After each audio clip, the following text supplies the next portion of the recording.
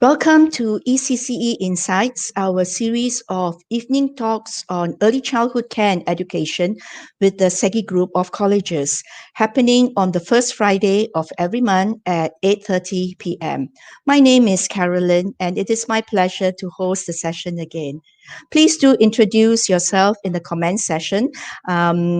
With early childhood, it is always very encouraging to see people coming in bright and early.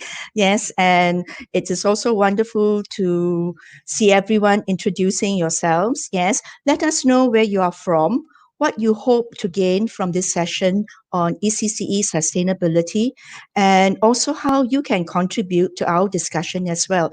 Because this is going to be an interactive session. We've got speakers who are going to share their expertise and experiences, but we know that many of you who have joined us also have ideas that you want to contribute. So do share your thoughts. So for those of you who have joined us for our first session in May, welcome back. And for those of you who are new, we do hope that you find the session insightful and inspiring. So before we begin, we need to do a very quick tech check. I just need to know, can everyone see me? This is me. Yeah. And can everyone hear me? Hi, can you hear me? If you can see me and hear me, please do type yes.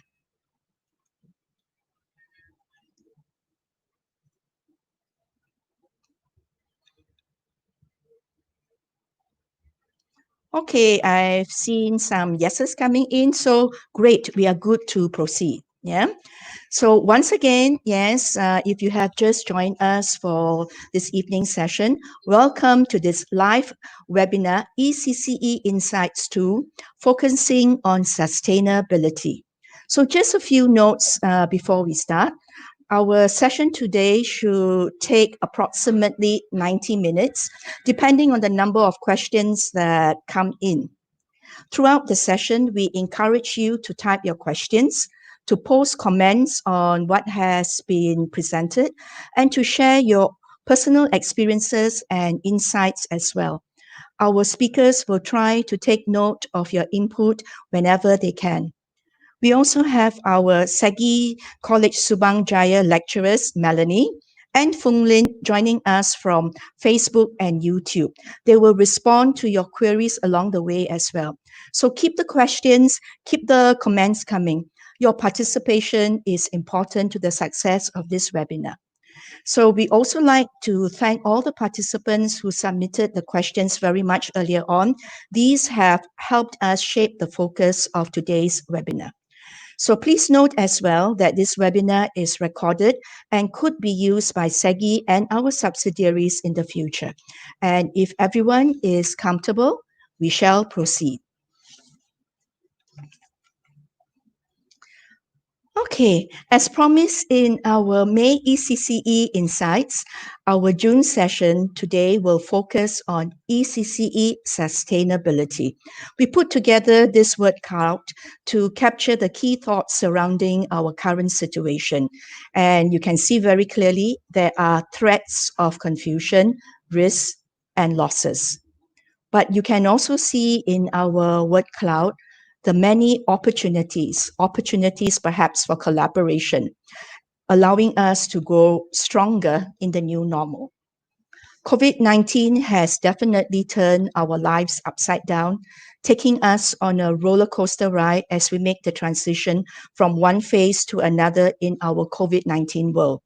COVID-19 has redesigned the ECCE landscape in Malaysia as in other countries, affecting dramatically the children, their parents, the ECCE practitioners, and owners.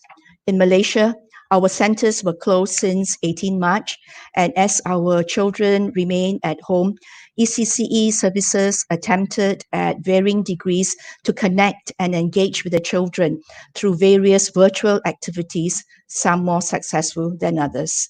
And as of this month, the registered TASCA or childcare centers may begin operation, but children return to centers having to adjust to the new normal as centers follow the strict SOPs laid out by the government.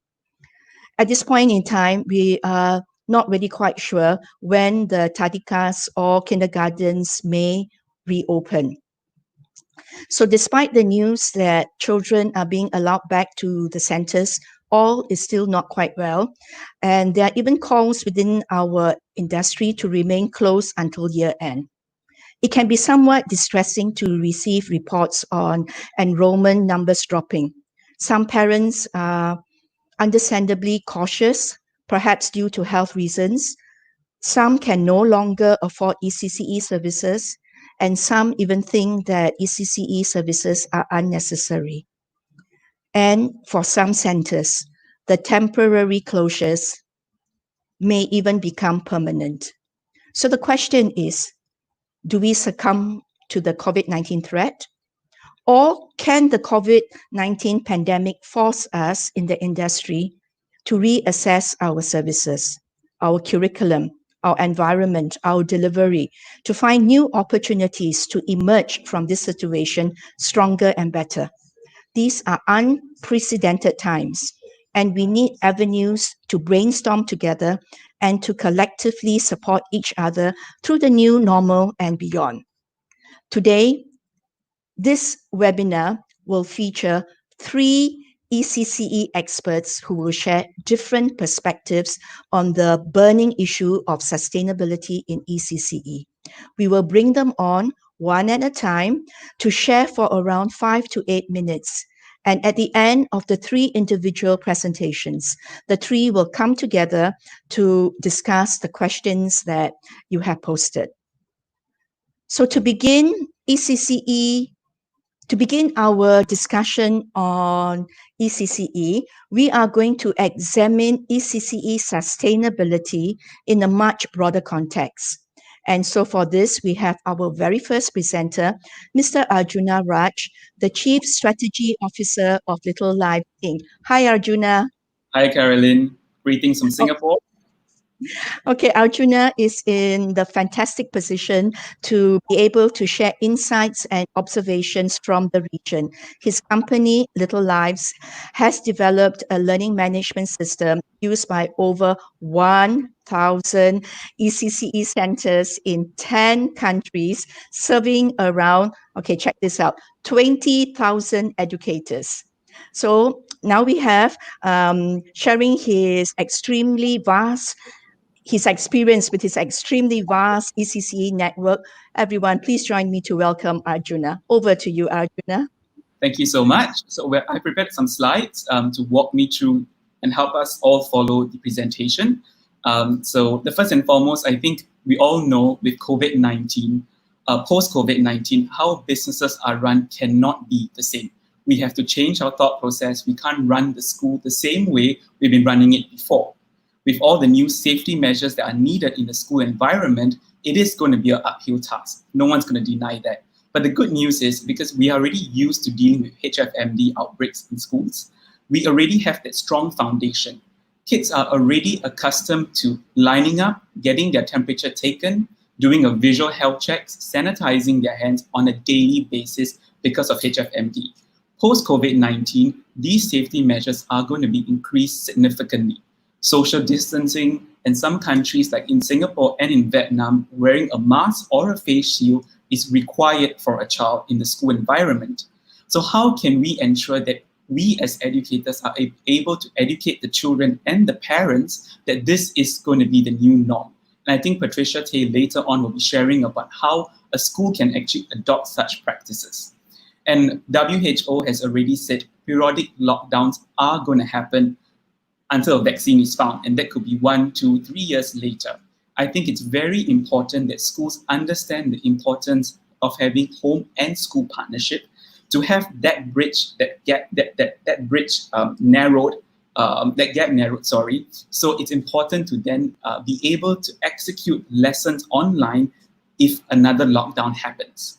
I would strongly encourage schools to still keep 1 day a week or 1 day every fortnightly for online learning strictly. The reason why so, it's because that will allow a school and the parents and the child to get used to that flow in case another lockdown like in the past happens. So that's very crucial. But we also know that in countries like Singapore, Vietnam, Malaysia, with the lockdowns of preschools, there is a decrease in revenue because it is very common for parents to decline and say, I do not want to pay school fees for the next 2-3 months because it's a lockdown. And I mean, who are we to judge on that? But we also know that that is going to be a very, very difficult situation because as operators, the overhead costs are there. You have your salaries to pay your staff, you have your rent. And unfortunately, some teachers have gone without a salary for months. And this is something that is a painful situation to be in. And with all the schools reopening, there's so much of bad debt that's already been accumulated. So all of that has to be cleared first. And also, with all these new safety measures, social distancing, you know that you cannot have too many students in the classroom. You to tell a child that they cannot hold their friends' hands anymore. There's 1 meter gaps between the children. The student-teacher ratio is going to change significantly, and that is going to increase your operating costs. So all these situations happening, it is going to be really, really difficult to sustain the preschools. And I think it's very important for us to also remember that we are essential services. Preschool education is essential services. However, my personal opinion is I feel a lot of preschool teachers are going to leave the industry. The reason why so is imagine during the lockdown, I had reduced salaries or had no salary, right? And how am I going to sustain my personal welfare if that happens? This is where the councils like ECCE, colleges like Segi College, when you have career fairs for your graduates, only allow or ensure that the operators coming to recruit your graduates have contingency plans if a lockdown happens. So for example, if the lockdown happens, say next year, yes, reduced salary is expected, but at what percentage? Schools do not have unions for their teachers in most countries for preschool teachers. So I think it's important for us to manage that, for us to also rally that. Each country, whether in Singapore or Malaysia or Vietnam, they have various options to help teachers, and I think it's important for us to think about that a bit deeper. Can I have the next slide, please? Yeah, and what can we do for the children? So I think one of the things is the welfare of the kids also was severely impacted because only when the lockdown happened in the various countries, the schools and the parents realized they don't have smart devices just specifically for the child. So for example, if the child is asked to stay at home for 2-3 months for online learning and the child doesn't have access to a laptop because the mom or dad is working at home and using that laptop, it is going to be difficult. So I honestly think NGOs, the ministries can rally together and perhaps get people to donate their used laptops or smart devices to the schools. And I think the schools should take ownership to distribute this to the needy families because we wouldn't know who these families are. And yeah, some of them might be in the B40 range, but it's also important that no child is left behind because we all know preschool education is essential services. And the most crucial thing I think all of us need to think about is the emotional safety of the child. Because imagine now I can't hold my best friend's hand in class. I can't go and hug my favorite teacher because of social distancing. It is going to be tough. I don't think any of us can explain that to a child in such an elegant manner. We need to also tell the children that yes, wearing the mask is going to be uncomfortable because some countries are making it mandatory. But how can we ensure that the child doesn't feel stressed? It's difficult, and I hope the other panelists will be able to address those kind of questions because they're experts in these kind of things. But I think as operators, as teachers, we need to look out for the children's emotional safety. We need to let them feel safe in the environment that they are going to be in. Can I have the next slide? What can we expect? So I think, we all do know that with all these changes, sustainability of the preschool is going to be difficult. And especially for the smaller schools that don't follow under the big umbrella, like say for BZB Group, how are they going to manage all these new regulations? Because every week, the Ministry of Health in Malaysia, in Singapore, in Vietnam, in China are adding more and more requirements needed for preschool to follow before they can reopen. So I honestly think it's going to be overwhelming. And I think instead of throwing in the towel and say, okay, I want to sell my school right now, I would caution you not to do that because honestly, your profit margin is going to be quite severely affected with all the bad debt that you've accumulated the past 2-3 months. So I would suggest you form consortiums. So I've seen this happening in 2014 in Singapore, where a struggling preschool, one center, 40 students were struggling. What the principal did was she contacted all the neighboring schools, all individual centers and said, hey, Why don't we form a consortium? We're all struggling. We're trying to find cheap bus services for the children, enrichment services, field trips. We also need relief teachers because there's always a shortage of teachers. Why don't we pool our resources together? And they actually did that successfully. They were all competitors, 10 of them, 10 different schools. They came together, and in 3 years, their profit margin improved and they sold it off because some of them decided to leave. So I honestly think these are things we need to think about. I know I'm not going to paint you a very rosy picture. I think it's also important. We're talking about sustainability. We need to know when to exit if we need to exit. Thank you so much. If you have any questions, I would be gladly to answer them. You can also visit our website or send us an email if you'd like to find out more. Thank you, Arjuna. Maybe it's still a little bit early in the evening and everyone is still waiting to get warmed up. So we haven't received any questions or response yet to Arjuna's presentation, but definitely we know that the questions will be coming along.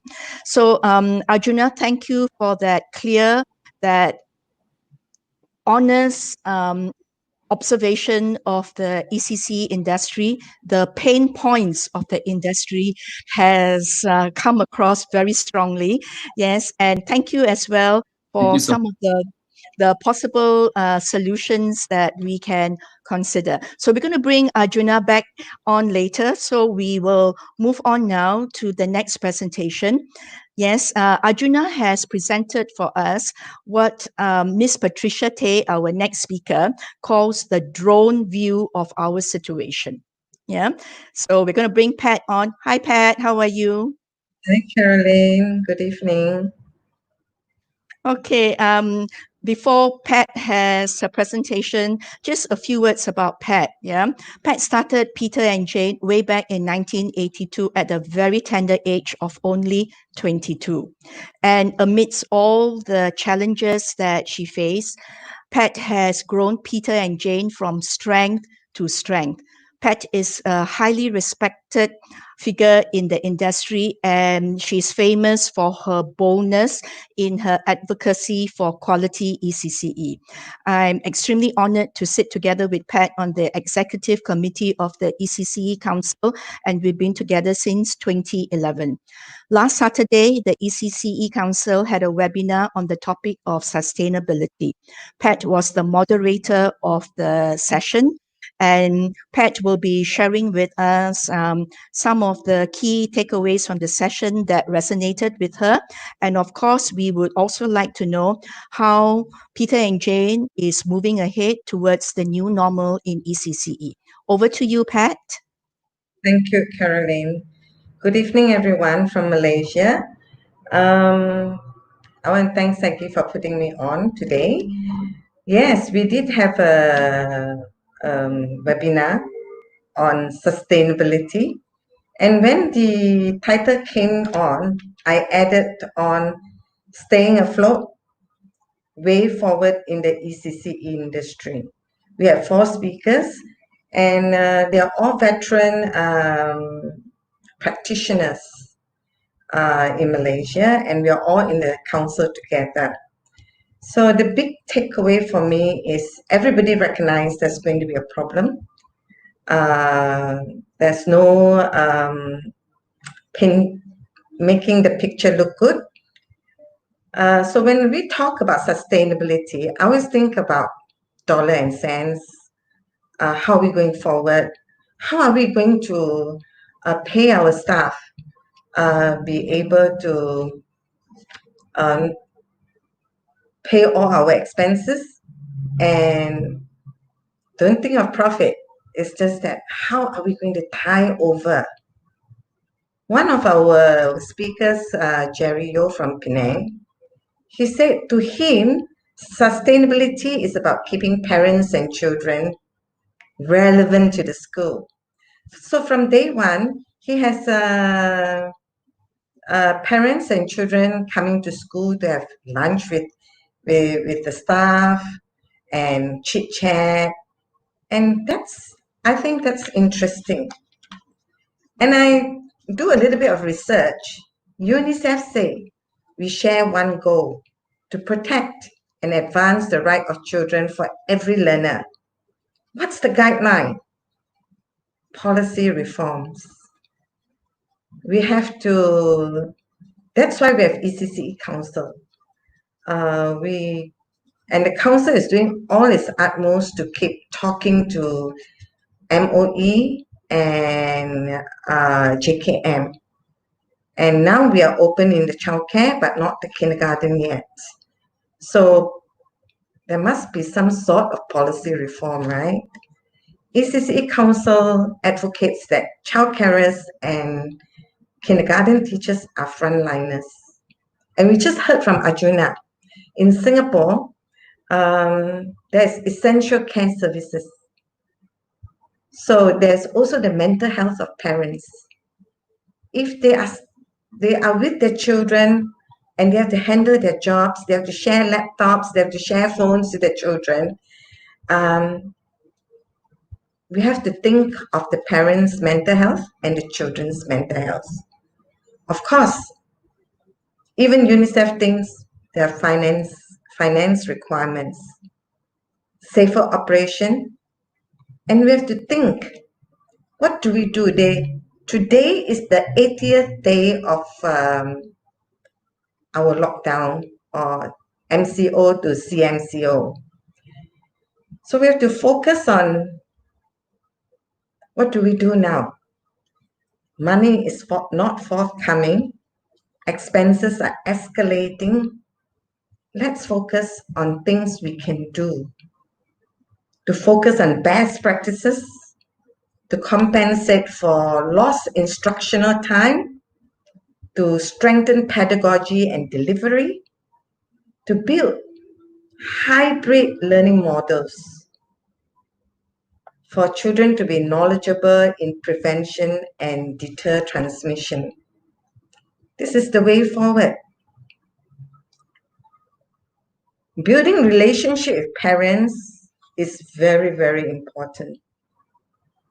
And being transparent and showing that we are doing the best we can. And what's the best at the moment? How much they're going to learn? How much they're going to take home? No. It's about how well are you taking care of my kids when they go back to you? Are you teaching them about social distancing, washing hands? Are you just saying it, or are you doing it? You've got to be transparent. So the other thing we have to think of is teachers. Our teachers are not trained to do e-learning. And I could see how our teachers grapple, but my God, I'm so proud of early childhood educators. They rise to the mark because they want to deliver. They want to see their children again. They want to reconnect with the children. And for the children, is the e-learning too far? No. Because your voice is their savior. You are the fun one. You are the one who tell them what to do. You are their idol. So this is what spur early childhood educators to become almost professional educators. So that's good. So remember, when you want to reopen, it's a SOP, SOP, SOP. Yes, it becomes a bit more difficult, but everything is done for the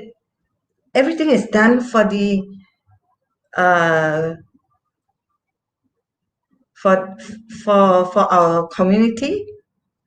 So we will be helping with not having another spike up. So it's very important that we do SOP, SOP, SOP. Yeah. And always keep a communication line open with the parents. Listen to them. They are going through stress too. And no matter what they say to you, how they say to you, you have to smile and stand firm and say, we are here for your children, for essential services. Thank you. With this, I also want to share with you how our group has put together a very transparent and well done video. Can we have the play? Thank you.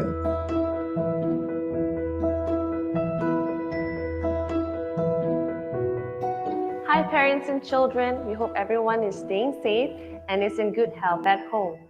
We realize we're living in a very different times now, and adapting to a new normal is necessary. As we're going back to school, all of us have been working hard and lots of considerations have been put in place in order for us to prepare an environment that is safe for everyone. You may notice changes to some of the practices at school, and also the learning environment may not be exactly the same as before. It is crucial to start preparing our children on these new practices so they feel calm and comfortable coming back. At Busy Bees, our priority is the health, safety, and well-being of the children under our care and our team. Therefore, let us work together hand in hand for the sake of our children. We are going to show you the comprehensive and regularly updated COVID-19 safety plan implemented at all our schools prior to reopening. All these precautionary measures taken are within the guidelines of the country's Ministry of Health to ensure everyone's safety at school. The first step in staying safe begins at home. Check the temperature of your child every morning at home to ensure that they are healthy and fit for school. You are also reminded to monitor them for COVID-19 symptoms. If your child is not feeling well, please avoid sending them to school. This helps to protect the other children and staff within the premises. To return to school, kindly obtain a doctor's clearance letter stating that your child is fit to be back at school.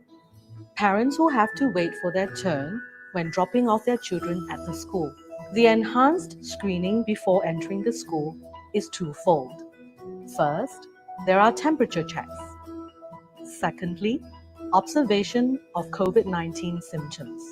Children with COVID-19 symptoms will be asked to return home.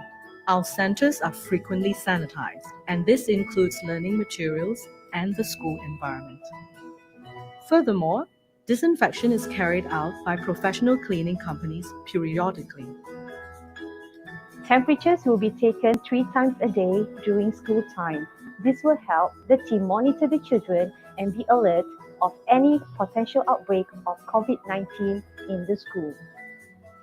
Children will be assigned sitting and they will be divided into smaller groups. By doing this, we aim to reduce the amount of interaction between the children and minimize the risk of transmission. The school have also rearranged the classroom to ensure that our children feel comfortable and the new changes are not too difficult for them to adapt to. As such, our lesson will also be customized to the new sitting arrangements, encouraging more individual work rather than group work. Social distancing is practiced in all activities, including using shared spaces. All teachers and the support team at all centers will not have team meetings or congregate, as they will also practice safe distancing between themselves. All teachers will wear masks throughout the day. Children aged 2 and above will also wear masks throughout the day. Hand washing is an integral part of good hygiene. Children will be encouraged to wash their hands after every activity and before their meals. Food preparation has always been to the highest standards of hygiene and nutrition. We now take extra measures to ensure the environment is sanitized, as is our equipment. Our team practices good hygiene, and we ensure our interaction with the children is kept to the minimum. Hand washing is an integral part of food preparation. All kitchen staff are required to wash their hands when entering the kitchen, before handling food, after using the toilet, when handling raw food, after handling waste, before and after taking off their gloves. When in the kitchen, all kitchen staff will have masks and hairnets on at all times. Plastic aprons will be worn when handling raw meat. All kitchen equipment such as the fridge, plates, and bowls are kept clean. Inventory stock checks are done in a first in, first out system to ensure food safety for our children. Cooked and uncooked food are separated, and different cutting boards are used for cooked and uncooked food. During dismissal, parents are to wait outside the entrance and enter the compound one at a time. However, parents will not be entering the school premise. With these measures in place, we will create a safe and secure environment for all children and our team. We will do our very best to ensure your child continues to receive a wholesome education. Through this transition period, we aim to keep the children creative, happy, interested, and excited in their preschool experience. We look forward to meeting you at school again soon. See ya!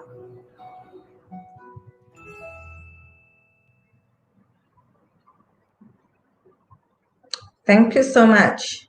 Over to you, Caroline. If you have any questions, we'll see you later. Thank you, Pat. I'm not sure how the others felt, but in watching the video just simply put a smile on my face.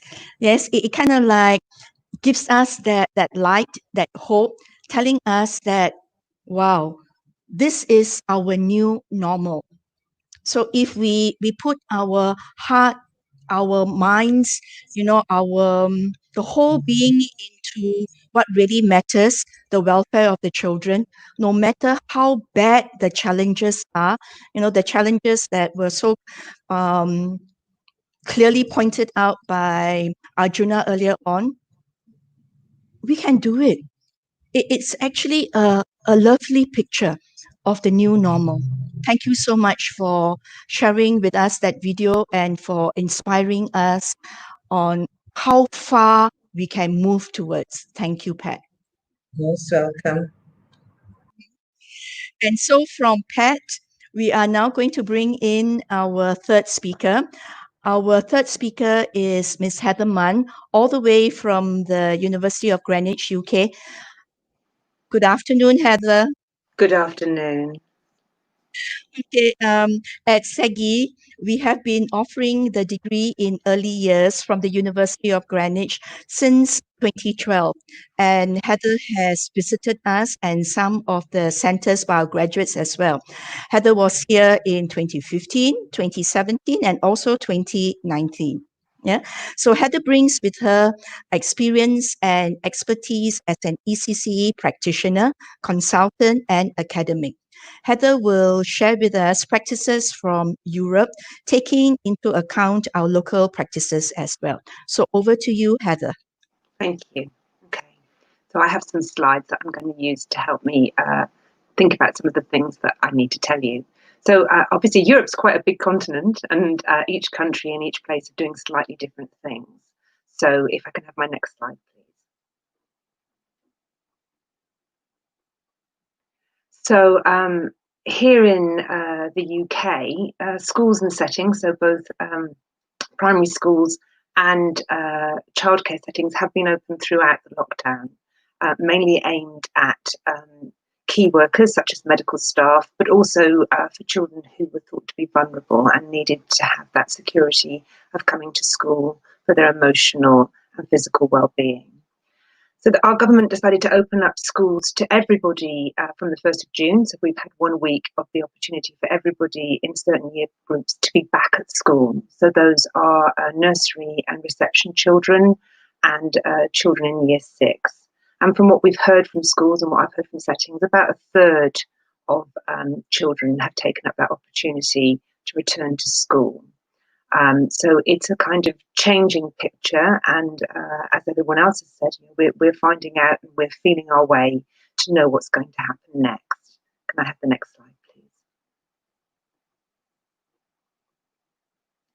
So this is the advice, the written advice to providers from the UK government. So thinking about how can we reduce the transmission, because as other people have said, what we want to make sure is that we don't have a second wave, a big spike of infection. So within the UK, we have the advice is that we remain 2 meters apart. And so I think that's quite a bit further than some countries. But when we were thinking about early childhood and those youngest children, so certainly our under 5s coming back to school, the guidance acknowledged that actually social distancing for very small children is incredibly difficult. And so perhaps it's not possible to keep very small children apart and apart from their adults. So this was the guidance, was the idea that we would divide children into what are being called social bubbles. So children are in a small group with one adult throughout the day, have a particular part of the classroom which is theirs, and have scheduled times to come inside, outside to eat together. And within that bubble, you avoid contact with another bubble. So, you'd have another member of staff, perhaps with 3, 4, 5 children within the room, but you wouldn't encourage the children to socialise with a different bubble. Children are encouraged to wash their hands frequently, that settings will need to be cleaned regularly, and that would be thinking about during the day that there may need to be some cleaning done, and to minimise that contact as much as possible. Can I have my next slide, please? So I think one of the countries that we've looked to is to Scandinavia, and certainly I know Sweden didn't close its schools at all, and Denmark schools opened in mid-April, so they have got quite a lot of knowledge ahead of us about what's been happening. And one of the things that idea of the social bubble, I think, has really come from that Scandinavian model. So really thinking about how do we have a small group of children who are almost like a family together. One of the bits of advice are things like, can siblings be together, even if they're of different ages? Can we just try and minimise the number of contacts that a child is having? Thinking about, do we need to take things out of play spaces? What can be washed? Taking out soft furnishing, possibly soft toys, difficult to wash items, because we know we're going to have a different sort of cleaning regime. So again, in the Danish Health Authority is saying that 3 children if you're under 2, and 5 to 6 children if you're 3 to 6-year-olds. And we were talking, weren't we, before, people were saying about the idea of sustainability, about ratios. This will have a cost. But one of the things that it strikes me is that idea that children will get a bit of normality back into their day. That actually, most children like coming to school and preschool, and they've missed it. They talk about missing their friends a lot. So one of the things that we need to do is think, how can we get that kind of normality and that social contact back into children's lives? Next slide, please.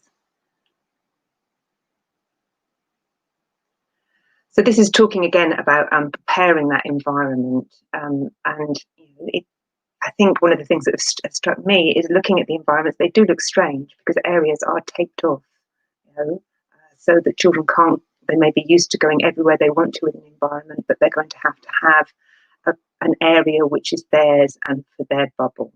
Thinking about how do you get arrivals? How do you get not groups of people waiting at the school gates or waiting at the setting door?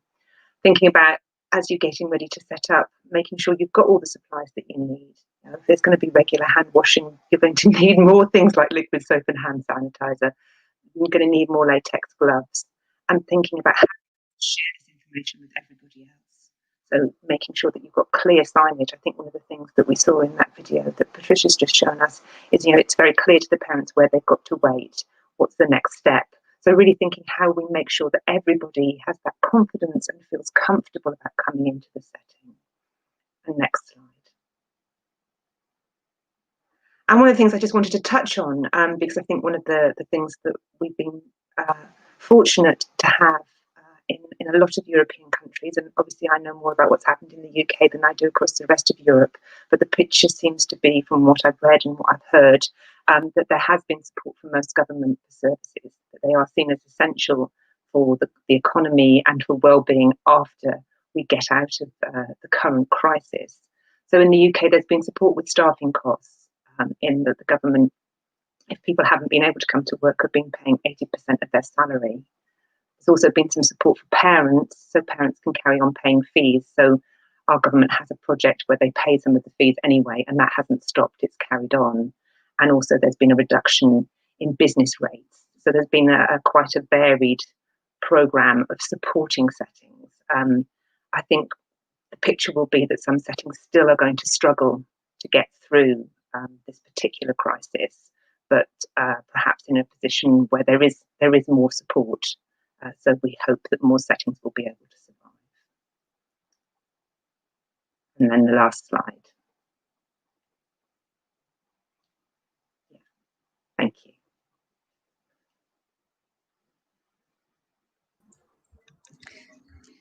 Thank you, Heather, for giving us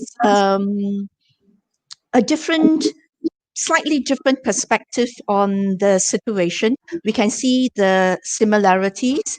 Yes, we can see the concern over issues like hygiene. And we've got a question here because of the social bubble. Yes, Yeah. that is something that is very different. So can you tell us a little bit more about the social bubble? So I suppose one of the things that we've had for a long time in the UK is this idea of a key person. And I think that's also something that I've seen in Malaysia, that one person has more responsibility for a group of children. So it's almost taking that idea and making it not just an observational and emotional exercise, it's making it a physical exercise. So we're taking a group of maybe 5 children and saying, that they're going to be with a particular adult. So that's the person who greets them in the morning, that's the person who has lunch with them, who they do their activities with. But within that bubble, the children can touch each other, they can play with each other, and they can behave in fairly normal ways with one another. So it's, I suppose it addresses what we were thinking about how would it be if you came into school and you haven't seen your best friend for 90 days and you're told you can't touch them. I think that would be quite strange. So it's a way of saying limiting the number of contacts, but trying to think about children's emotional and social well-being. I think it's quite demanding on the adults, and the adults within a setting would still be social distancing. So if you and I were working together, you'd have 5 children, Caroline, I'd have 5, and we would make sure we kept ourselves and our children 2 meters away from each other. So it's going to be pretty challenging for the educator.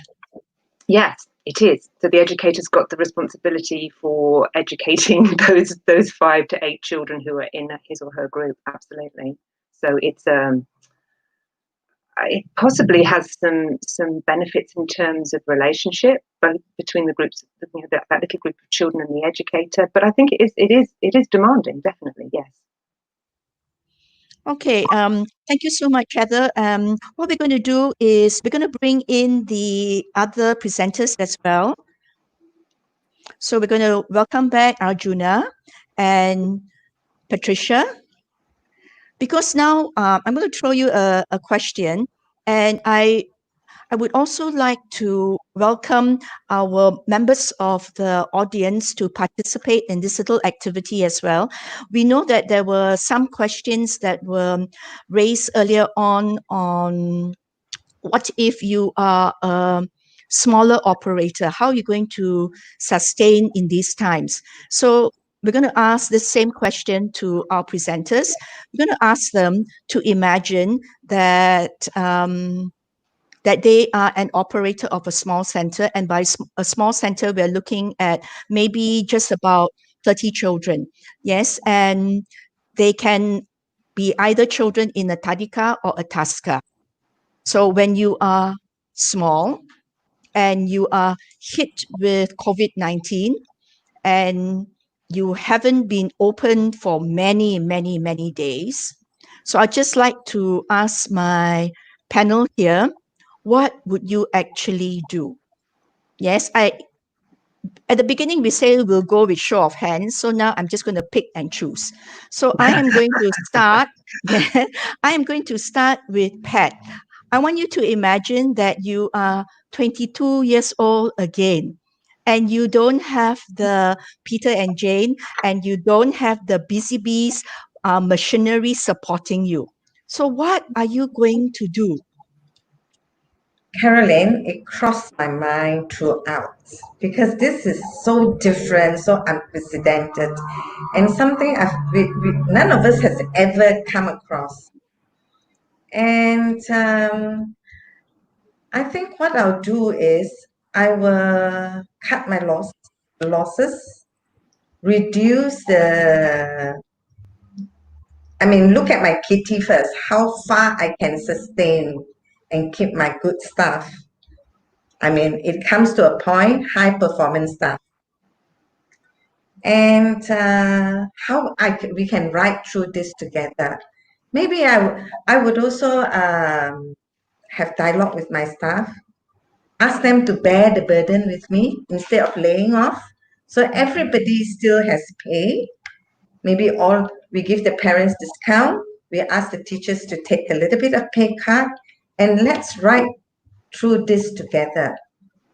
Because then immediately you got to prepare for the new norm. None of us know where we are going, but we are sure that we have to keep in touch with the parents. So we have to start e-learning, and we have to be supportive of the staff, train the staff, and make sure the staff are confident being in front of the camera. Like now, I'm not so confident. It's different, right? And now we're in public as well. I'm not Arjuna. So, this is all really new, even to the teachers. So we have to make sure our center is delivering, our staff is comfortable. Then I'm sure if you deliver, the parents will trust and want to be in your e-learning, and that's how you keep in touch with them. Okay, thank you, Pat. Yes, again, I am inviting, everyone in the audience, to chip in and give us your answers, because from your answers, our panel will be able to respond further and give you more information. Yes. So what I'm going to do right now is I'm going to pick Arjuna. Okay. Arjuna, yes, you are no longer, with Little Lives. Yes, you are not just an observer of the situation already, you are right smack in it. Yes, so are you going to have a Tasca or a Tadika? Whichever. Both. I will have a combine if it's possible. No, in Malaysia, you can't combine the two. So you're going to keep it separate. Which one are you going to be? Tasca. Okay. So you're going to have a Tasca. Good choice, because Tascas are allowed to reopen. Yes. So which means, there is some money coming in. Yeah. So Arjuna, tell me, what are you going to do? Yes, with your Tasca of 30 or less children. I think over the past few years, right, you go for various conferences and webinars, everyone is talking about home and school partnership. Whatever Patricia just mentioned can only happen when there's proper home and school partnership, where the parents and the teachers really communicate on the child's learning. They also understand, because I have come across some of our clients who only have 30, 40 students, but they were still able to collect some sort of school fees during the lockdown, because the communication between the principal and the parents is very close. Even during the lockdowns, there were information kits given to the parents every week to conduct activities at home. It might not have been online, it was more on-site, but at least that sort of communication, it's important, because that relationship is so crucial. Whatever Pat just mentioned, asking the parents, okay, I'll give you a discount, but still please remain in the school. These kind of things can only happen if the parents trust in you, and showing them how you keep the environment safe for them. Because preschool education is essential. Whether you're Tasca or Tadika, I define it as essential services. And a parent will only want to send their child if they know that it is safe for them to enter the school. Exactly what BZB is doing, those are ideas that you can easily adopt. Of course, I'm not saying you should have an external vendor coming to clean your school, but there are some things that you can learn from that. So I think that partnership is very crucial. I will maintain the partnership. Okay, great. Yeah. So there's a strong emphasis on homeschool partnership. Yeah. Heather. So I think I'd encourage people to be brave. And I think what I know about those of us who've worked in the early childhood education and care services is we are emotionally brave. That's one of the reasons why we do what we do. And so, take all those skills that you've got out there, all your emotional intelligence, and really put the children at the heart of what you're doing. Because my experience of practitioners and of owners and managers is most of the reason why they're doing what they're doing is not the bottom line, although the bottom line is really important. It is that passion for children and their families. And so you really need to be brave and to put children at the centre of what you're doing. That would be my rallying call, I think. Okay, thank you. Yeah. So we know that if Heather were in Malaysia, she will take all the bravery in every ounce of that. Because I think people are nervous, aren't they? People are worried and they're nervous, and parents are, and to some respect, children must be too. We haven't We Yes. haven't really seen that yet, but children must be worried too. So there is a lot of anxiety that we have to deal with, and figure out how do we deal with that in a way that keeps us as safe as possible, but doesn't stop us doing things that we need to do. And we know children need to be in settings and they need to be with their friends, and we know they need to be learning. It is really tough to be in early childhood because so much is expected of us. Yeah, Arjuna kept highlighting that we are essential services. Yeah, We are essential services. Yeah.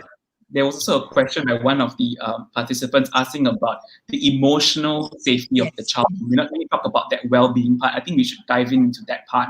To be honest, right, there's no cookie cutter solution for this, because only when the kids start to come back into the school environment, I think we need to trust that the child is able to understand what we are saying, because we've all gone through HFMD for years. Remember when HFMD first started about 10, 15 years ago, everyone was panicking. Kids were wondering, why am I getting rashes on my hands and feet? And Patricia, I'm sure you have very good stories on that, right? But how would you as a teacher then communicate the importance of washing your hand, why you need to stay at home when you're not well? So these are things that schools already are used to doing that with the child. So how can we elaborate on that? And there's no 101, there's no proper solution now. You have to constantly adapt to the changes. And even like wearing the mask, try to make it a fun thing to do. I know some schools are even having cartoon characters on the mask itself to make it seem like that the kids want to wear the mask. So all these little tricks, I would encourage schools, share it on your Facebook, share it with each other, share in other webinars, because everyone is learning. We are all in a situation that we are all caught off guard. No one knows exactly what to do.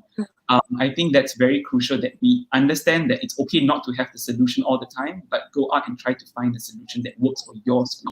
Whether you're 30 Tasca or 120 school, PAC school, it really depends. Thank you, Arjuna. Yes, Pat. Yeah, for me, I think, it's a new norm, but children, if you're very clear to them, you explain to them, children are very intelligent, they are very perceptive by nature. And, and I'm a Montessori teacher.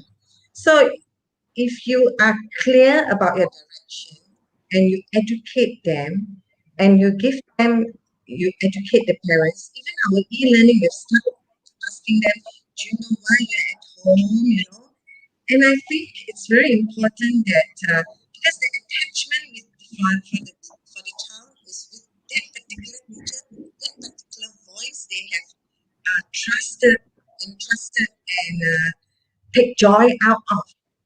So if that same voice is over the e-learning or in class, there must always be gentle reminder, clear way of showing the children, like what we are doing in the video. If you're clear and you have marked it up properly, and there is no changing of minds every now and then, and once the children learn the direction, they will follow. And the important thing is, don't panic when the children don't do. Always be gentle and preempt before the children make a mistake. Tell them, remind them, like if you're on a music lesson, they'll be running around, right?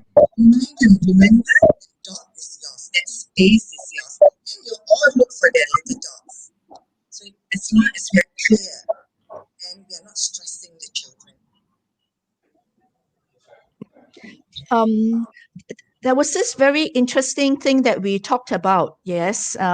Okay. Here we have a comment. We have a comment from Sharon Sim. Yes, it's to be clear about our roles. Yes, and there are so many roles that we actually need to play, and these roles are going to be changing. Yes, when we move into the new normal. Yes, maybe not so much change, but it's going to be intensified. Yeah, there are things that we need to do a whole lot better. Yes, that there was something that we actually talked about before we came on live, and I want to highlight this, and it's about the use of masks. Okay, I want Heather to talk about the use of masks. So here in the UK, children aren't wearing masks. They don't need to wear a mask to go to school or when they're out in public. We were having a conversation about that, and I think it's partly cultural that we've never done that. People have never used masks when they're not very well, so there isn't that pattern of doing that as a method of controlling sickness. And there also perhaps is less evidence that it is hugely effective. So there's still quite a lot of scientific debate on if you haven't got symptoms. So if you're symptomatic, clearly wearing a mask has a lot of benefit. And I think, that I don't have any doubt about that. But if you haven't got any symptoms, there is a question mark about why would you want someone to wear a mask? And going back to that question, which was about children's social and emotional development, I've just been pondering, what would it be like as a small person constantly staring at somebody in a mask? And what happens to language development, for instance? Because, one of the reasons you can understand me is because you can see my mouth moving. So I think that if we're going to move to a new normal where, we're looking at 2-3 years for a vaccine, are we going to be able to sustain contact in the way that's currently happening in Malaysia? So one of the things in the video, Pat, I was looking and I was thinking, gosh, I wonder, that singing session where we've got all the movement going on, we can see the hands and we can hear the voices, but the bit that's missing is the smile and the teeth, tongue and palate movements have been lost. So I think it's going I think it's going to be interesting. And maybe there's going to be moments when you think about, I think here in the UK, we need to use masks more. I really do. I think we've been very strange about it. And we need to think about, when we're out in public and we're in crowded spaces, whether we're symptomatic or not, we should be wearing masks. But if we're in a classroom with 5 children, should we? That would be my question. And I don't know. I'm not a medical expert, so I can't tell you in terms of that medical thing. But, or for instance, if we're outside, the messages that I'm getting is that outside the virus isn't particularly good at transmission. So if we're outside with a group of children, is that an opportunity to have some face-to-face, proper face-to-face interaction? So it is a different way of thinking, yeah. Pat, it will be very interesting if I could get you to put on your mask again and to talk about, yes, what it is like, yeah, to be in a class with children with masks on. Well, I had the experience wearing a mask and facilitating the children while they're doing e-learning. It's quite interesting that how my eyes are talking to them. Mm-hmm. And of course, I think because Malaysia, everybody wears masks, so they are quite used to it, actually. I also heard that if you go to UK in a mask, everybody will run away from you because they're supposed to. They will. Well, certainly they would have done. I think that they're becoming more visible on the street, so there's less kind of fear. But certainly before COVID-19, if you got on the underground or a bus with a mask on, everyone would have been like, yeah, that fear. and tried to move away from you because they would presume that you had something horribly contagious. But that, the reality of the reason we're wearing the mask is because we want to stop something horribly contagious spreading. But it's that checks and balances, isn't it? And finding a way that answers all the needs that the disease presents to us, but also still makes us accessible, real, and effective as early years educators. In fact, I think Beth wrote a comment about what is our image of the child in the new norm. I think it really resonates with what we're discussing right now, because it's a whole community really protecting each other, and a child is part of the community. Of course, the ownership of it. I think we're trying to protect the kids as much as we can as adults, as educators, as parents, right? And we need to trust that the child is part of the community. They need to do what we are doing to keep each other safe.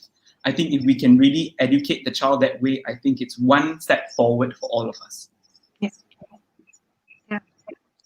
Okay, we have a question here. Uh, we have a question here from Beth. Can we see Beth's question again? Hi, Beth. So nice of you to join us today. Yes. Can we bring Beth's question back on again? Yes, because okay, this is it. This is a very interesting question. Yes. What is our image of the child in the new normal? Show So, of hands. like what I said earlier, a contributing member of society. In Yeah. the sense. Contributing member of society. Okay. Ooh, Okay, yes, I see your hand, Heather. I Okay. know I can't figure out my camera. Yeah. I don't think children have changed. I think my vision of the child hasn't changed. I see them as this strong, competent, curious individual, and we have to figure out how we protect that within the suddenly new environment that we've found. So I think the child remains the same. It's just making sure that our new normal facilitates all the things that children are and have always been. I would think that the children will be the same. You can't change them. But with the new normal, I think they would be much more aware of hygiene, cleanliness. They'll be they are more aware of viruses rather than about the general knowledge. So the knowledge may be more medical based. I mean, children learn so fast if you know how to present to them in a positive way. That's my opinion. Interesting. There was a question earlier on about the social emotional impact of the entire situation on the child. And if you look at it, yes, in fact, I think they will learn to be more socially conscious because they will get the idea that what they are going to be doing will be affecting the others, and to a certain extent that is really very powerful social learning. It's like I can't go into somebody else's bubble, because if I do that, my action is going to affect another person. Isn't that what social learning is all about? Yeah. So Yeah, this is the question. Yeah. yeah. So there is wonderful opportunity, yes, to grow the child in the social and emotional dimensions. Yeah. Can I? Yes. Talking about children, we must also look at parents, family members. If you say stress, it's actually from the adults that the children are affected. If the adults are stable and accepting the situation and nurturing the children on, it's not so bad on them. So to me, we have to address the parents and the teachers in the new norm, and you lead the children gently, they will fall in. Because as long as they feel secure, they feel loved, they feel they can go back to you if they are they are hurt in any way, that they have the confidence to follow you through. Thank you. Okay. We have actually quite a number of questions that have come in. Right. We have got this bit on e-learning because in our new normal there is going to be a fair bit of e-learning from what I see. So the question is, what if there are not enough devices? Okay, Arjuna. Yeah, so I actually spoke about that because when the lockdown started happening in Vietnam and in Singapore and in Malaysia as well, schools started to realize that not all families have a device for the child to use during online lessons. So this is very important, and I think the conversation that Patricia and Heather we had a few nights ago, when you're enrolling the child for school, it's also important to ask that question. Do you have a device, say in the event of a lockdown, or our school has once a week or once a month online learning? Do you have a device? Do you need us to link you up with an NGO or someone to donate it to you? So these are questions that we can, as operators, can ask these kind of questions. Internet is going to be an issue because not everyone has strong Wi-Fi.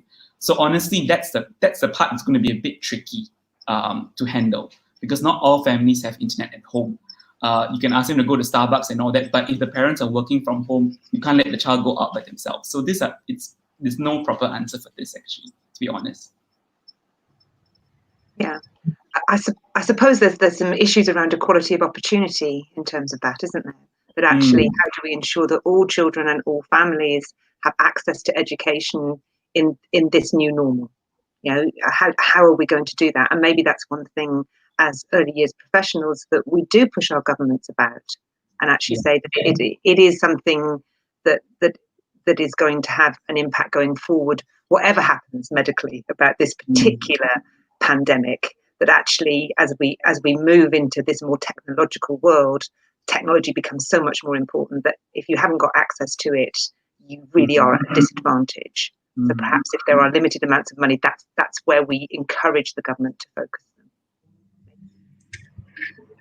You see, on our side, it can cause the family a lot of stress if there are not enough devices. Yeah.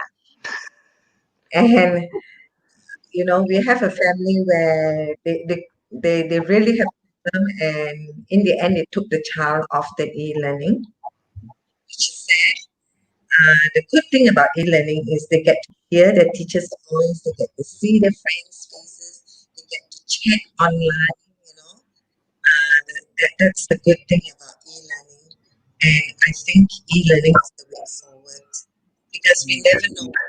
Like Caroline, you remember our ECCE council, we have a meeting on Zoom, and I said, we really don't know where we are going.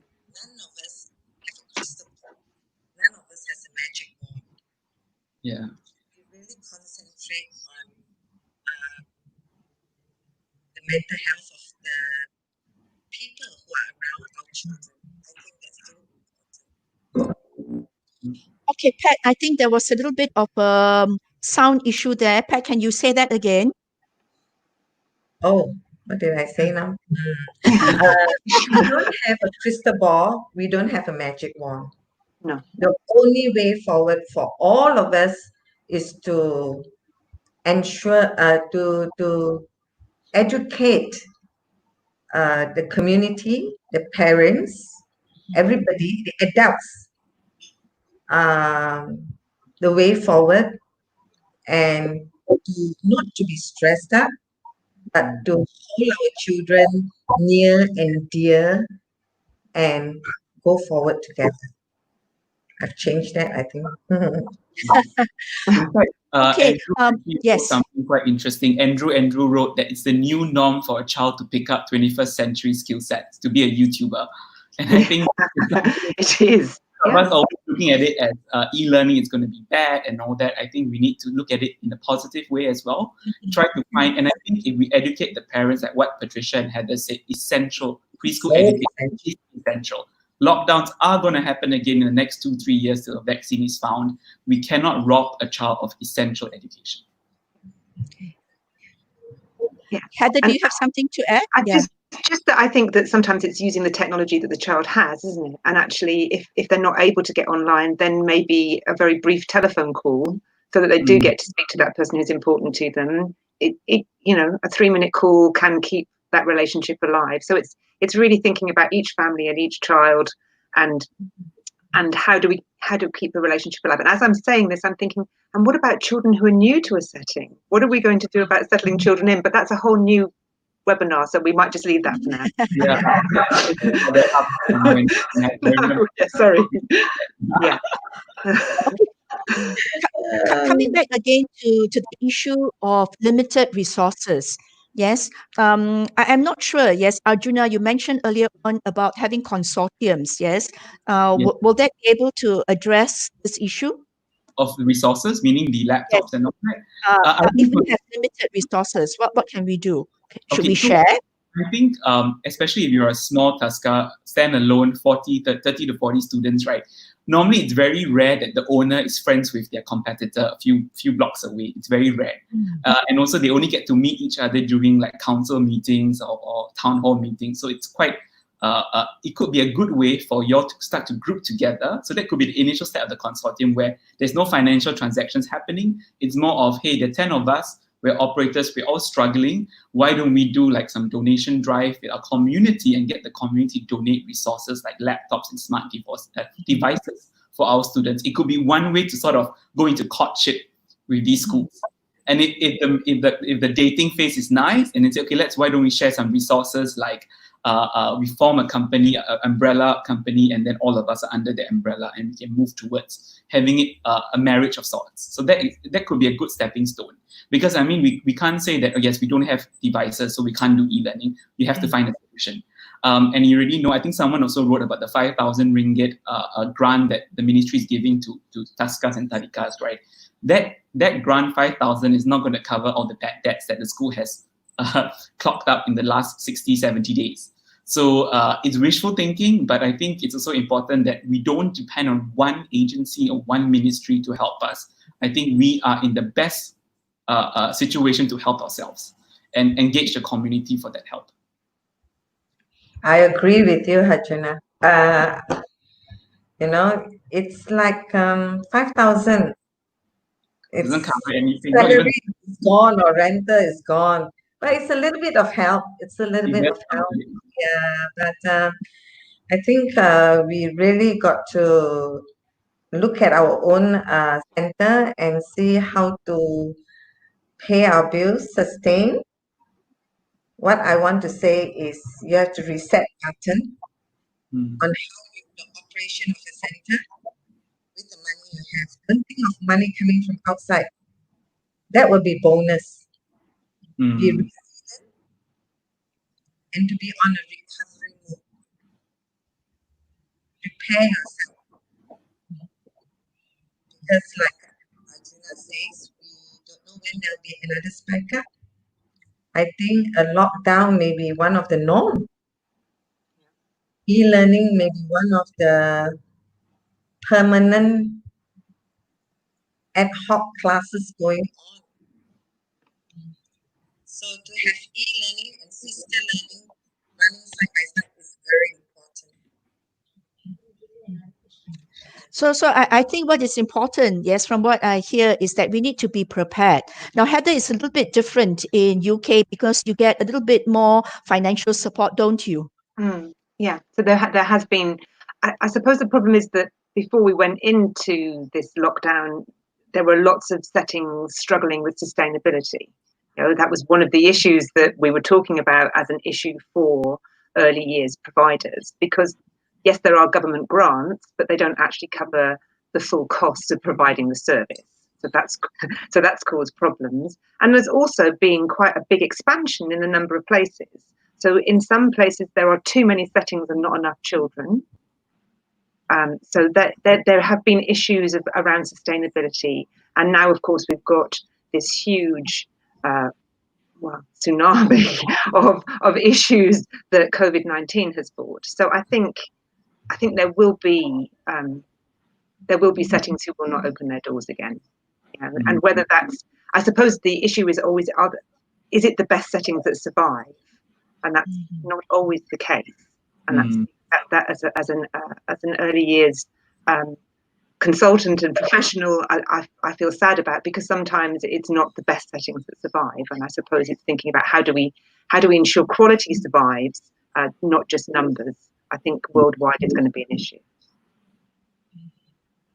Agreed. Yeah. Oh. Okay, we have a question here from Sharon. Thank you for your question. Sharon wants to know that, okay, she says here, parents need to be educated by authorities in the education department that online classes or perhaps the hybrid learning of face-to-face plus online classes will be the way forward. Parents aren't well informed on this option. Anybody wants to take this question? Okay, yes, Heather.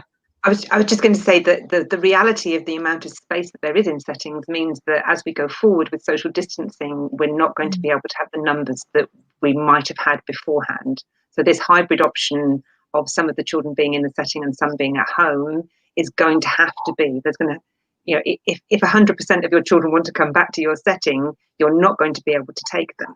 So you're going to have something that you can offer to parents, and this hybrid might be it. So the child comes in for a certain number of settings.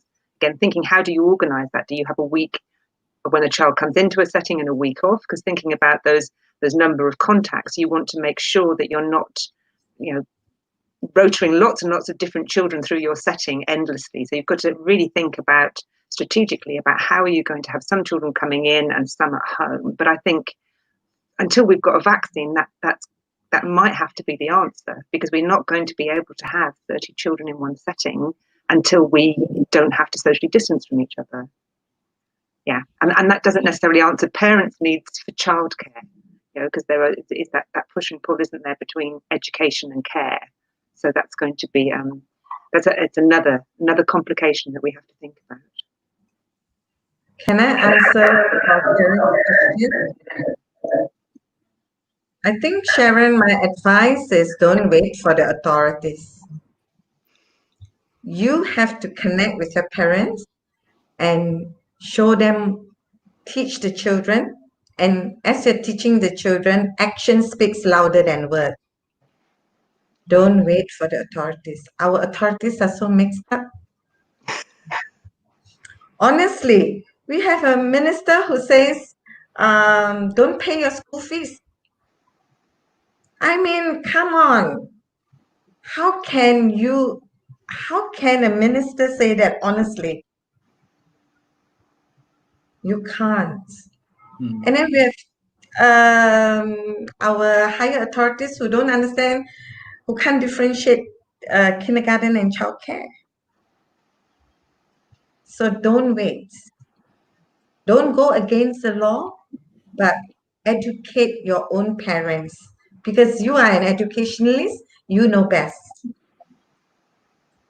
If you need to open your doors for essential services, it's to help parents. They need to have a break, to maintain their mental health, to go back stronger for the children. There's such a need for it. I'm so surprised I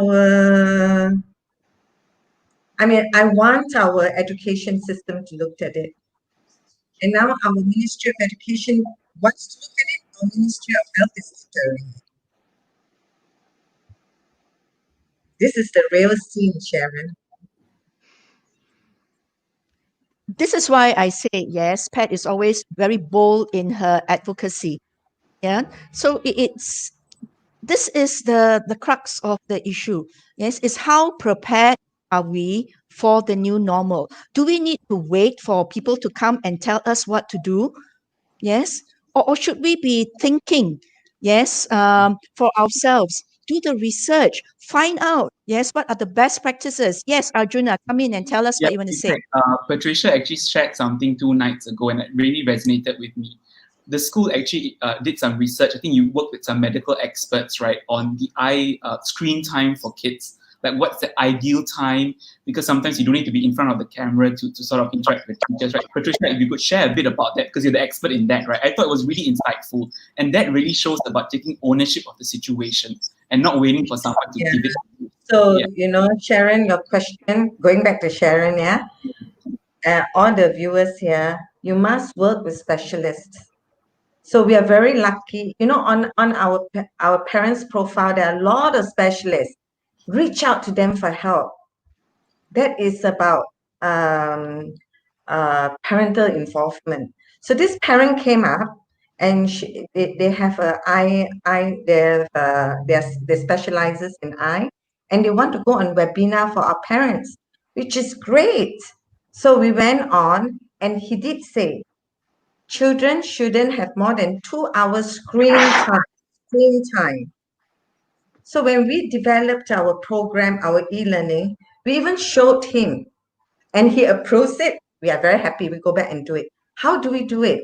Because our classes are 4 hours, 3 hours. So we have instruction, we have going off, we have recess music for the children to go and drink, go to the toilet. So it's exactly like being in class. They are not all the time looking at the screen, looking at you, looking at me. I mean, they have the off time. And then, of course, it's interesting. I read somewhere, they said the best people to develop e-learning for children are the teachers themselves. So the eye specialist gave us this, what is good for the children's eye health. Our teachers were so creative. So they have what kind of music when they're off, and what kind of music to call them back. Baby Shark. So Oh my God, I hate that song. on again. So it's wonderful. Yeah, that's, yeah. You know, our preschool teachers will know our children best, but we must have guidelines from all the health people who specializes in children's health all round. Yeah. Thank you. Okay, we are going to have our final question. Yes. All right. Okay, this is a question that is very good because it ties up actual practice with the dollars and cents. Yeah. So, how are you going to conduct a hybrid class that is both e-learning and physical class when you don't have enough teachers and you are also looking at the profit and loss? How do you put it all together? Yes, guys. You, I'm like, you actually have no choice, Elsie. When we want to do e-learning, not all teachers can do it too. You need a moderator to help the teacher to get more skillful, and that's extra hand. When you want to do hybrid classes, you must have a teacher who can do it on the computer well, very well, and the teacher is actually interactively with the children. And another teacher in the class who is a good facilitator. So the teaching is actually from the computer teacher, but the facilitator facilitates children in the physical classroom. So there's no two ways about it. I always say, you know what? I always equate teaching children is like sewing a dress.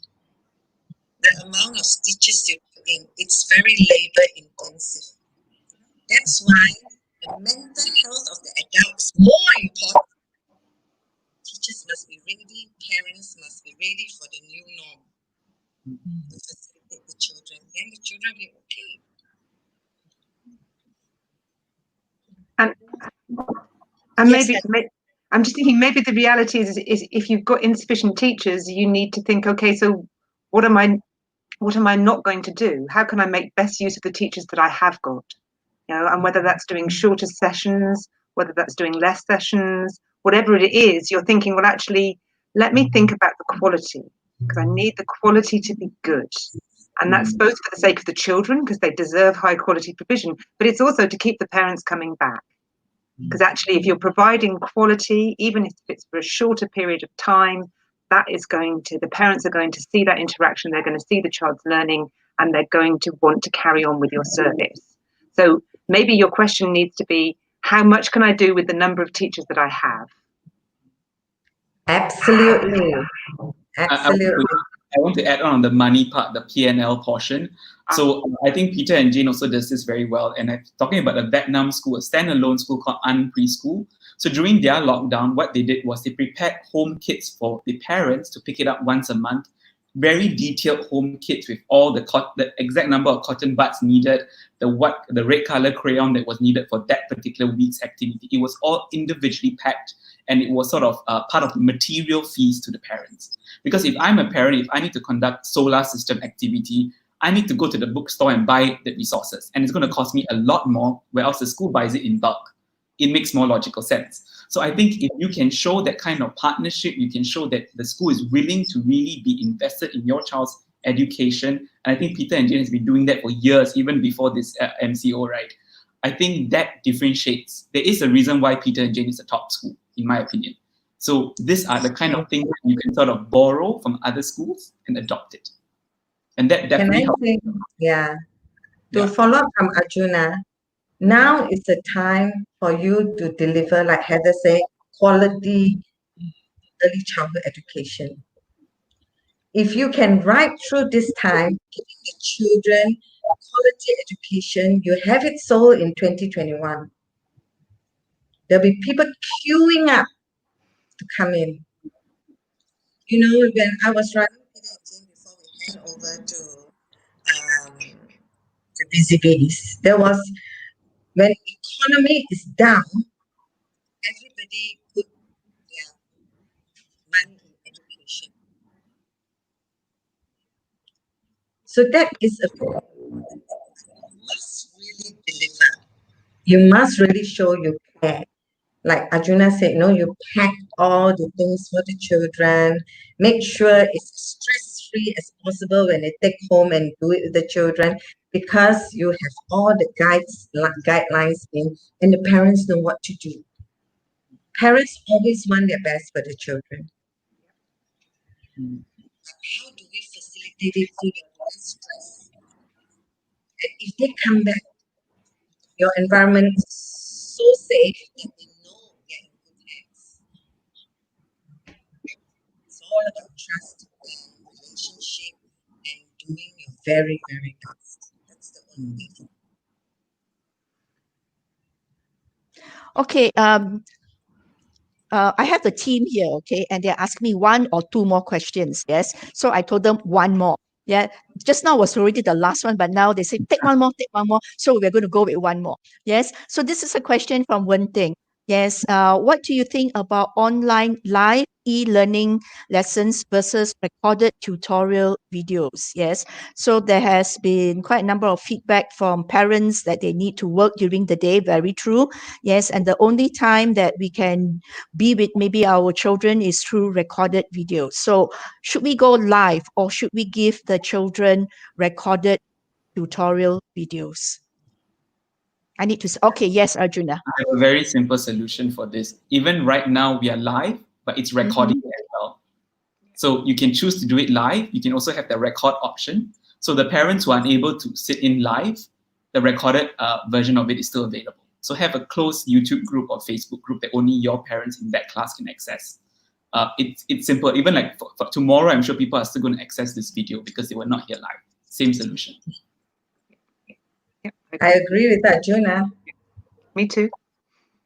Okay, because that was so quickly settled, we might be able to take one more question. Okay, this is it, the last question. Okay. Last question. Yeah. Yes. Okay. So honestly, first and foremost, look at your P&L very, very logically. You need to have good numbers to show, and I'm sure your bad debt that was chunked in for the last few months is going to affect your P&L. I would honestly work towards whatever the fellow panelists have been talking about throughout this whole session. Work towards adapting it. Make sure your brand is strong. Make sure your numbers are consistent. Make sure your bad debt is paid off before you even think about mergers and acquisition. I would strongly feel consortium would be what you should be doing for 2020. Jack Ma famously said, 2020 is all about survival. Don't think about selling now. I don't think you're doing yourself justice. Does that answer your question? I hope. Okay, do we have any final words, yes, from any of our speakers? Sorry, you're asking us or you're asking the audience? I didn't catch it. The whole team here, yes. Like Heather said, be brave. Be brave. Forward. And also to I can't lift my hand up. It's ridiculous. These are adjustments you need to make. Yes, little adjustments. Yes. It's also to remember to be kind to yourselves, because I think we have made an amazing effort as a teacher and as a practitioner and watching other people do it. I think that people have been absolutely amazing in what they've been willing to do for children and families, and not necessarily gone the extra mile. They've gone the extra 100 miles to make things work. And so I think you need to reach back and give yourselves a pat on the back and say, we've responded really positively, and we've got to take a deep breath and find the energy to keep going. So remember to be kind to yourself. Arjuna, I think we've constantly been talking about the children and the welfare for the kids, right? The welfare for the teachers. I think all of us need to also understand a lot of teachers didn't have a salary for 2-3 months, and that is unacceptable. It is unacceptable. And I think if you really are going to be struggling, imagine if all your teachers leave you because they want to join another industry. So think that way, be proactive about that. I mean, yes, it also means that you have to eat up into your profit margin and ensure that your teachers are paid. But I think that these are dialogues that you need to have with your teachers. I would caution you not to undershare, overshare information with your teachers, because no one wants their bosses not to share what's happening with them. I think if you give them a sense of assurance that we are in it for the long haul, yes, we need to cut corners, we need to reduce the class sizes, we might have to cut your wages a bit, but we're going to get there. Work with me, help me achieve that goal. thank you very. Oh, Yos. Yes, one more final word. Yes. This is from a very successful man. His advice to us: when you look at what would you do, definitely profit is going to drop. Are you going to think about keeping the children, or look at keeping the staff? Who brings in the money? The staff. Yes. Yes. Yeah. Look at the well-being of your staff, and they will serve you better. Be transparent with them. Write together. And Busy Bee did that with us. They did a great job, I must say. I would not be able to do it. This is what I learned from them. Respect everyone in your company. The higher you go, the bigger the pay. Because for the children, for our staff, we are all willing to do it. Thank you. So, very big thank you from the SEGI group of colleges to Arjuna, Patricia, and Heatherman for spending 90 minutes with us this evening, for your wonderful insights that have inspired the industry here in Malaysia and maybe beyond to hang in there, to be thankful for what we have achieved so far, to not give up on the industry, to move forward and to push for quality, because when we don't have that quality, then we close shop. Yes. So on that note, yes, thank you once again. Thank you. I think I have some messages that I need to say. Yeah. So before we say goodbye to our panelists, so for those of you who have enjoyed the session, yes, I wouldn't say that this is a session to be enjoyed, yes, but this is a session that will make you think a lot deeper, yes, on where you are right now and on where you want to move forward to. It's going to be a tough journey, yes, and like what they say, yes, when the going gets tough, you need people who are really tough. Yes, so we're going to we need to be tough, we need to be bold, yes, we need to be a whole lot of stuff. Yeah. So if you learned from this session, yes, let our presenters know. Yes. Share what has been share what has been shared. Okay. Share what has been presented by our wonderful speakers. They have been so generous in bringing about what they have seen, what they have experienced. Yes. So let your friends know about tonight's session, and so that like what Arjuna said, the beauty of it is going to be recorded. Yeah, and they can come in at any point in time and listen to what has been shared.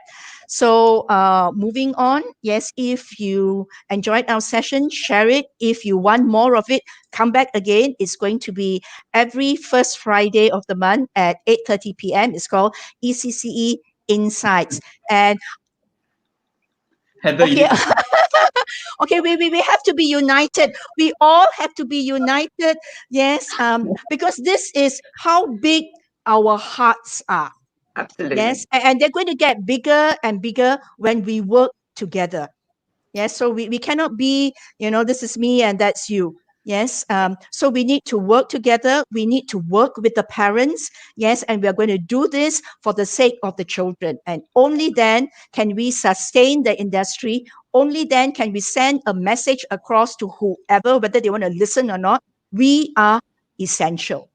We need to stay open no matter what.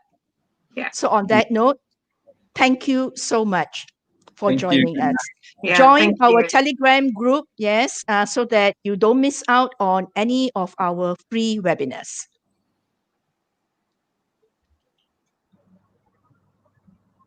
So on that note, good night, good afternoon, good morning from wherever you are joining us. Thank you.